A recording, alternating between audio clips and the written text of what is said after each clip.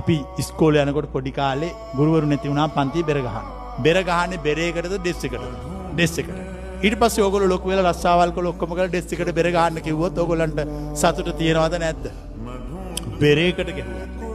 බෙර ගහන නෙමෙයි මේ ප්‍රශ්න ගොඩක් එක්ක තට්ටු කරනවා. පැහැදිලිද? නමුත් අර ඩෙස් එකට ගහනකොට ඔළුවේ කිසි දෙයක් නැහැ.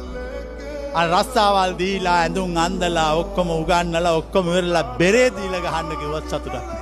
ඒතර ඕගොල්ලන්ට තේරෙන්න ඕන ජීවිතේ මොකද්ද අවුලක් තියෙනවා. මං අල්ලගත්ත දේම මට සාපයක් වෙලා. මං අල්ලලා රෙද්දට දාගත්ත නයි මම්ම කනවා දැන්. හරිනේ ඕකනේ සරලව වෙලා තියෙන්නේ. මම අල්ලලා සරමට දාගත්ත නයි මම්ම කනවා. මොනවද නයි? බැඳීම්, ළමයි, නෑදෑයෝ, දෙමව්පියෝ, හිතවතුන්, අසල්වැසියෝ, මිත්‍රයෝ, සතුරෝ. ඕ තමයි අපි එකතු කරන නයි.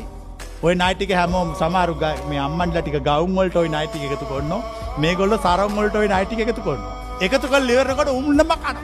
දැන් වෙලා තියෙන කොබලන එක දැන් තේරෙන්නේ නැහැ. ඔය නයි උඹලා ජීවත් වෙනකම්ම කනවා.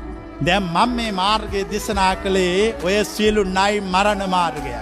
ඔය සියලු නයි සරම ගසලා දාලා ඔන්න ඕන්නම් ඵලයල්ලා යන්නගේ හිඳ ගනින්න කියලා මාර්ගයක් තමයි දේශනේ ඔක්කොම අතහැරලා දැන්. අයින් කළා දැන්. නිදාසේ මනස තියාගත්ත, සතුටෙන් තියාගත්ත, තෘප්තිමත්ව තියාගත්ත. හැබැඳුන්නේ නැහැ. ඕනවට වඩා ආගම් වලට ගිහිල්ලා ඒවට හිරවෙලා ඒවයි දැඟලුවෙත් නැහැ. නිදාසේ ජීවස්. හැමෝටම උදව් කළා, සැලකුවා. hina වෙලා හිටියා. බැනපු අයටත් සැලකුවා. අපහාස කළපු අයටත් සැලකුවා. ගෞරව කළපු අයටත් සැලකුවා. වෙනසක් දැක්කුවේ නැහැ. ඇයි? අපි ගොඩාක් වටින දෙයක් අහලා තියෙනවා.